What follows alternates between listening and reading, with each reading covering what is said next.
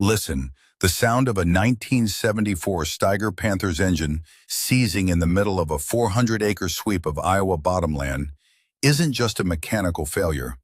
It's the sound of a legacy gasping for its final breath under the weight of a relentless May sun. For Silas Miller, a man who had seen 92 winters and outlived 2 wives, 3 tractors, and the very idea of a fair shake, that rhythmic clatter followed by a deafening metallic silence was the beginning of the end. He stood on the edge of the field, his boots sinking into the damp, rich soil of the early planting season, watching the coolant bleed out of the massive green beast like it was his own life's blood. It was that frantic stretch of early May when the window for corn is a narrowing slit of opportunity, and every hour lost to the grease and the grime is 1,000 bushels surrendered to the frost of next October. Silas wiped his brow with a rag that was more oil than cloth, his knuckles white against the vibrating fender, as the silence of the prairie rushed in to fill the void left by the dead Cummins.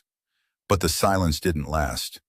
Before the dust could even settle on the Steiger's hood, the low hum of high-end tires on gravel signaled the arrival of the vultures. 3 black, late-model SUVs cut through the haze of the county road, kicking up a plume of dust that coated the young, emerging soy shoots in a fine gray powder, and pulled right up to the edge of the furrow. They didn't come with wrenches, and they certainly didn't come to help a neighbor in the mud. They were the emissaries of Apex Ag, a multi-billion-dollar conglomerate that had spent the last decade buying up every patent, every local dealership, and every square inch of pride in the tri-state area. The humiliation was clinical, as 3 men in charcoal suits stepped out into the dirt, their polished Oxfords looking like alien artifacts against the Iowa muck. They didn't even look Silas in the eye. They looked at the tractor. Specifically, they looked at the custom-milled, high-pressure fuel injection system Silas had spent 40 years perfecting in his barn, a masterpiece of mechanical engineering that allowed a 50-year-old machine to outpull a modern $250,000 rig while burning half the fuel. That was his crime. In the eyes of Apex Ag, Silas Miller wasn't just an old man with a hobby. He was a patent-infringing ghost who was haunting their bottom line. The lead lawyer, a man named Henderson whose skin looked like it had never seen a day of actual weather, held out a leather-bound folder like it was a death warrant. He told Silas, with a voice as cold as a January blizzard, that their sensors had flagged his machine's performance data through the local cellular relay, data they claimed ownership of the moment he'd used an Apex-certified replacement bolt 3 years prior. The ultimatum was simple and devastating. Sell the patent for his injection system and the north 40 acres of his ancestral land for a fraction of their value, or face a federal lawsuit that would strip him of his home, his barn, and his very name before the first cornstalk even reached knee-high.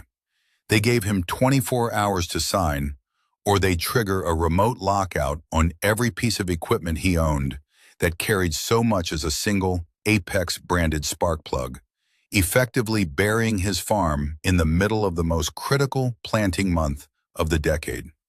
Silas didn't argue. He didn't shout, and he didn't plead.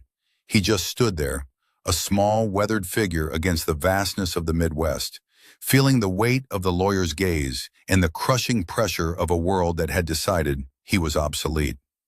They laughed when he reached into the pocket of his denim overalls and pulled out a flip phone that looked like it belonged in a museum.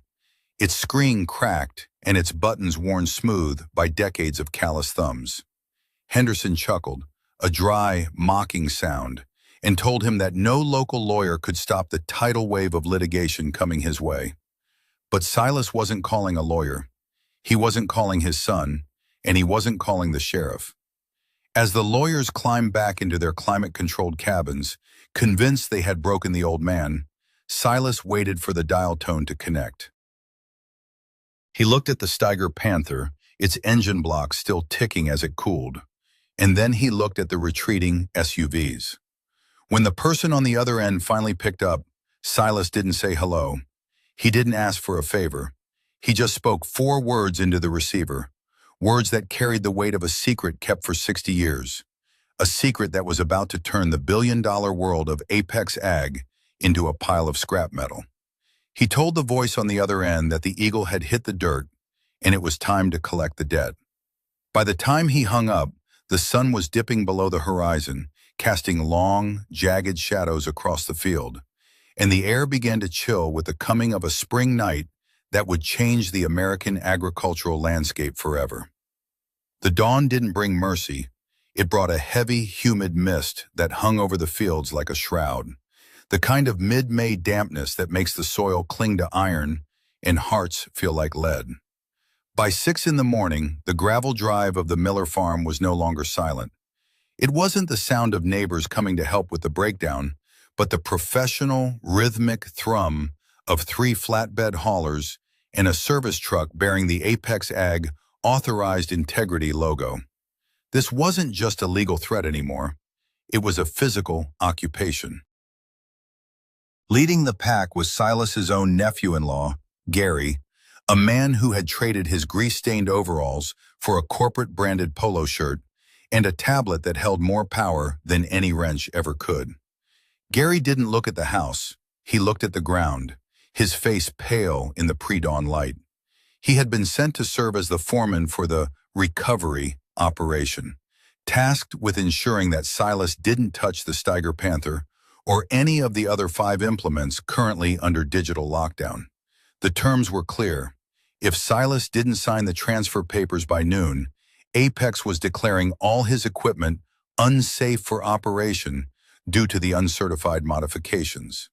In the cold language of modern manufacturing, that meant they had the right to seize the machines for forensic safety evaluation, a process that would conveniently keep his equipment locked in a corporate warehouse until long after the planning season had passed and his banknotes came due. Silas watched from the porch, a cold cup of coffee in his hand, as the tech crew began to circle his equipment like wolves around a downed elk. He could hear the hiss of air brakes and the clinking of heavy chains.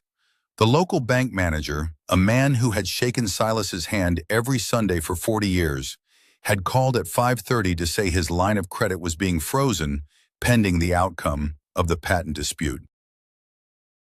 The corporate pressure was a pincer movement, squeezing the life out of his operation before the sun was even fully over the horizon. "It's over, Uncle Silas," Gary shouted across the yard, his voice cracking against the stillness of the Iowa morning. "Just sign the damn papers. They're offering enough to let you retire in Florida.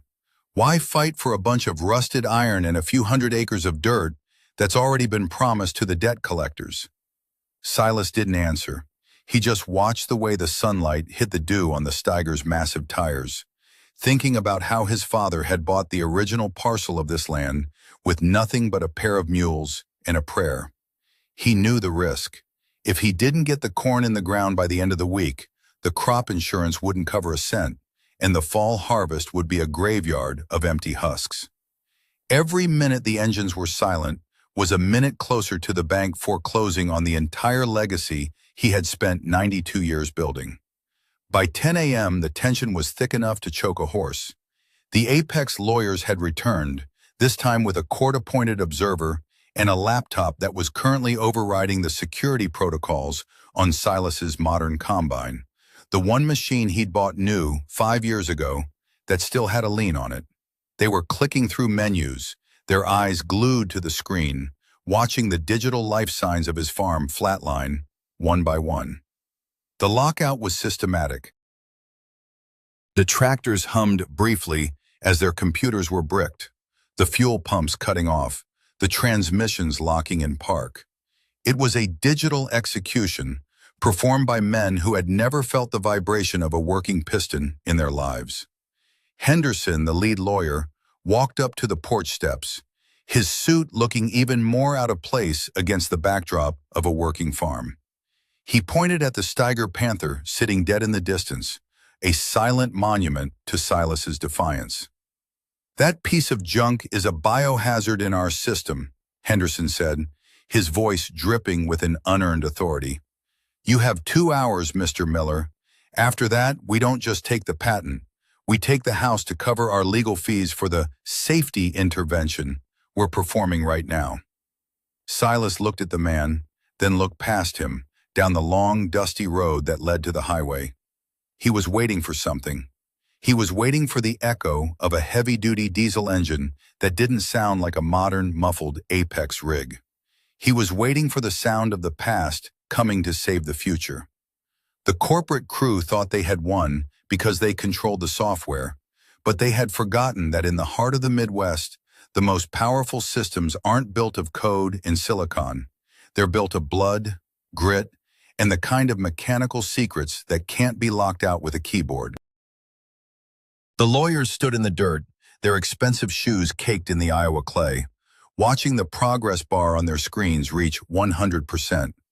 To them, the farm was now a collection of expensive, inert paperweights, silenced by the flip of a digital switch 3 states away.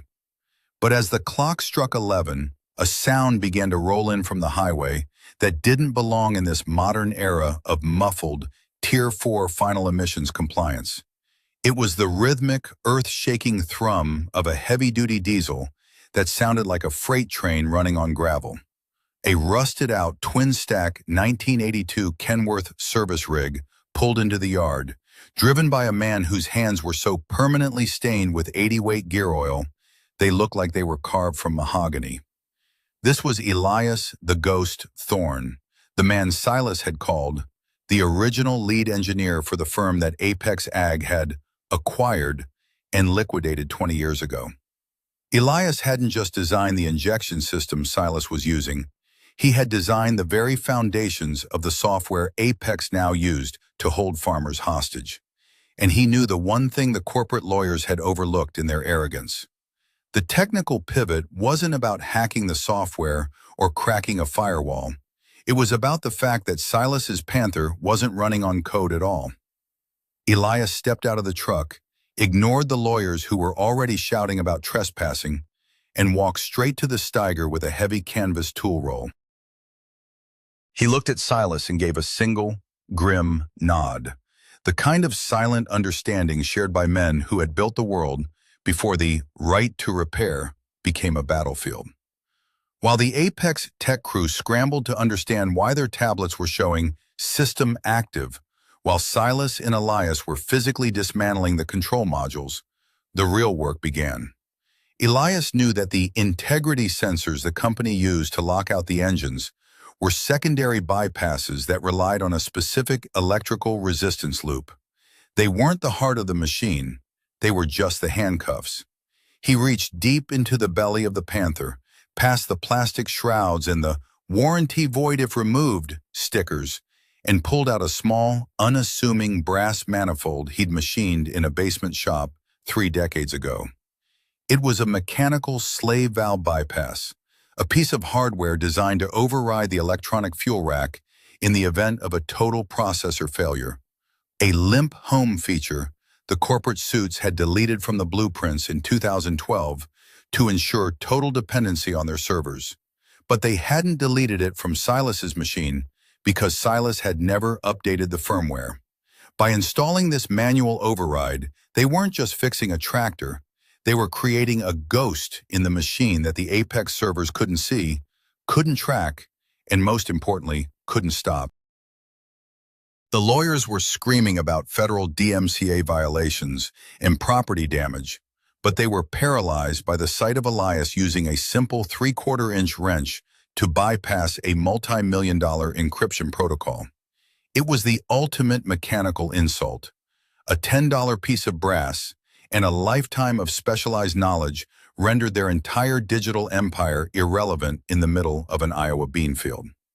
The air in the yard turned electric as the tech crew realized their laptops were useless.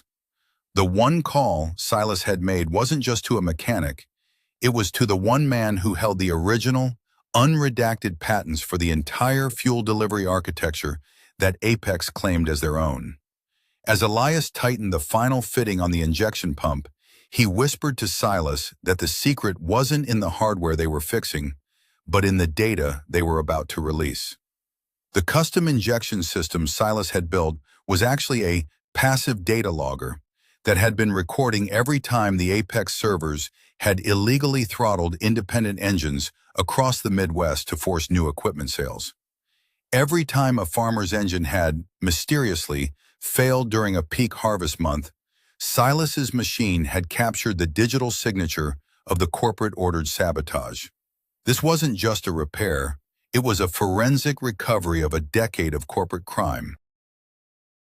When Silas climbed into the cab and hit the starter, the Cummins didn't just crank, it erupted with a roar that sent a cloud of black soot directly onto the hood of the lead SUV. The lawyers watched in stunned silence as the massive tires began to churn, the mechanical override feeding a steady, unmetered flow of fuel that the corporate lockout couldn't touch. The integrity of their system had been shattered by a man who knew that at the end of the day, a machine is just iron and fire, and no amount of code can stop a piston that wants to move. As the Panther lurched forward, ready to finish the planting that the corporate world had tried to steal, Silas looked down at the lawyers and finally smiled, knowing that the data Elias had just pulled from the bypass block was about to turn their billion-dollar company into a pile of legal scrap metal. The roar of the 1974 Steiger Panther wasn't just a sound. It was a signal fire that ripped through the heavy morning air and reached the ears of every farmer within 5 miles. In a community where the hum of an engine is as clear as a spoken word, the unique, unfiltered growl of that Cummins, running without the restrictive, digital choking of Apex's software, acted like a clarion call. By noon, the gravel perimeter of the Miller farm was no longer just a corporate standoff. It was a gathering of the clans. Dozens of mud-caked pickups began to line the county road, and men who had been struggling under the same restrictive repair contracts and sudden technical failures climbed out of their cabs to witness the impossible. They saw Silas, a man they had whispered about as being past his prime, sitting high in the green cab of a machine that was supposed to be a bricked museum piece. They saw the Apex lawyers, usually the untouchable gods of the local boardroom, looking small and panicked as they stood in the path of 40 tons of rolling iron. The skepticism that had clouded the county for years, the idea that you just had to take whatever the big companies gave you, began to evaporate in the heat of the midday sun. It wasn't just the sight of the tractor moving, it was the arrival of the local sheriff, a man named Miller who wasn't related by blood, but had grown up in the shadow of Silas's wisdom, who pulled his cruiser in front of the Apex SUVs. He didn't come to serve an eviction notice. He came because Elias had already sent a digital burst of those ghost logs to the state attorney's office in the local station. The public reversal was swift and brutal. As the crowd grew, Silas didn't keep driving into the field. He idled the Panther right in the center of the yard, the vibrations shaking the very ground beneath the lawyer's feet. Elias stepped onto the back of his Kenworth service rig and opened a ruggedized laptop, projecting a live feed of the internal server logs onto a screen he'd rigged up for the crowd to see. It was a digital map of betrayal. In bright, undeniable red, the screen displayed the timestamps of every mandatory lockout the company had sent to Silas's equipment, and not just his. The logs showed a pattern of planned outages during the peak planting weeks for every independent farm in the county that hadn't yet signed over their land to the Apex subsidiary. The skeptics in the crowd, the younger guys who had bought into the high-tech promises of smart farming, stood in stunned silence as they recognized their own equipment IDs on the list of sabotage machines. The reputation of Apex Ag, built on a decade of marketing about partnership and efficiency, disintegrated in the span of 20 minutes. The murmurs of the crowd turned into a low, dangerous rumble of collective realization. These weren't just repairs Silas was making. He was exposing a coordinated effort to bankrupt the American farmer from the inside out. Henderson tried to speak, tried to threaten the crowd with violation of service agreements, but his voice was drowned out by the sound of 40 farmers realizing they had been played for fools. The shift was palpable. a physical weight moving from the hands of the corporate giants back into the grease-stained palms of the men who actually worked the dirt. The sheriff walked up to Henderson, not with a handshake, but with a request for the company's forensic data access keys under an emergency investigative order.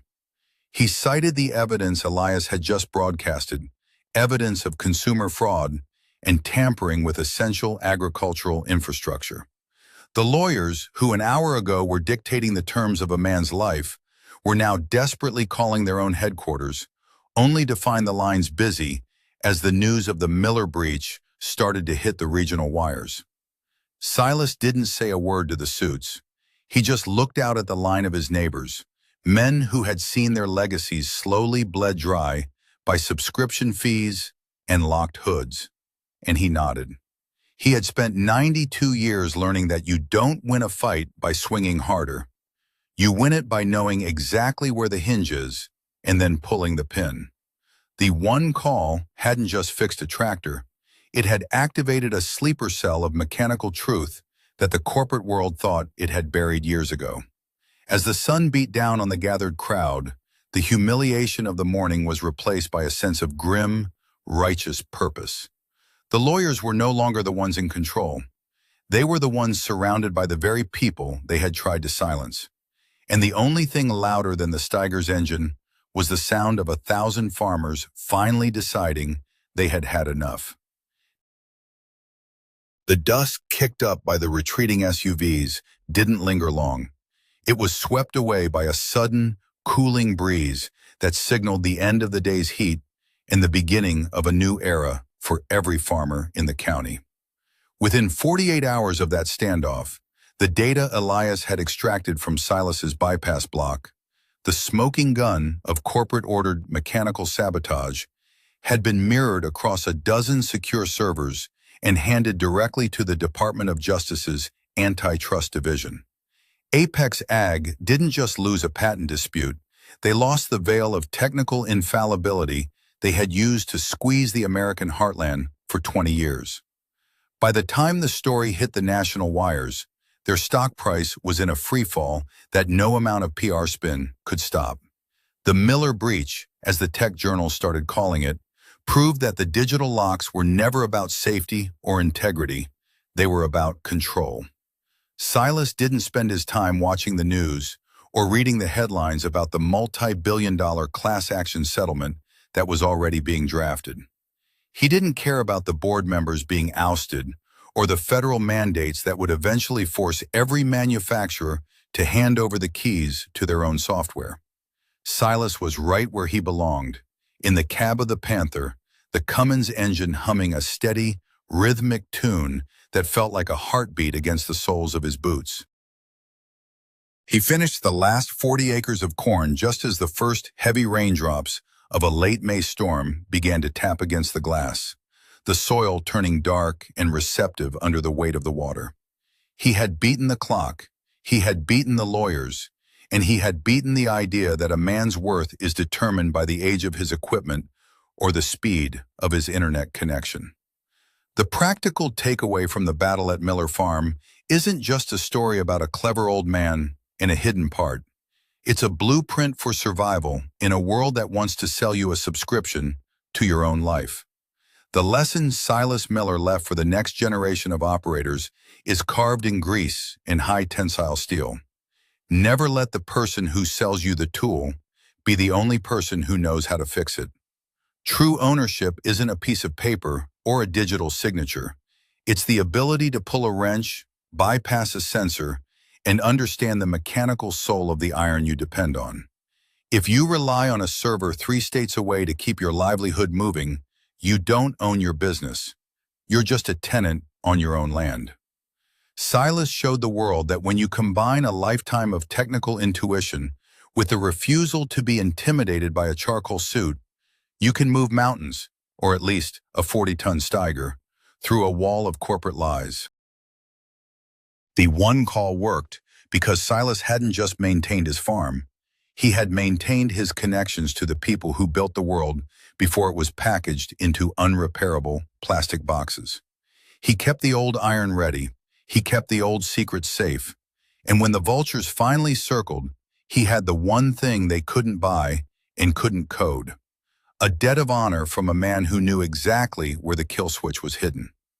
As the rain turned the Iowa dust into the life-giving mud of a successful season, Silas finally pulled the Panther into the barn and cut the engine. The silence that followed wasn't the heavy, suffocating silence of a lockout. It was the quiet, satisfied peace of a job well done.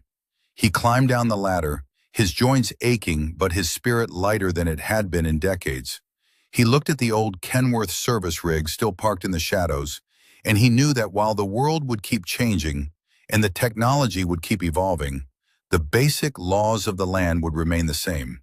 You take care of the iron, and the iron takes care of you. You stand by your neighbors, and they'll stand by you when the SUVs roll in.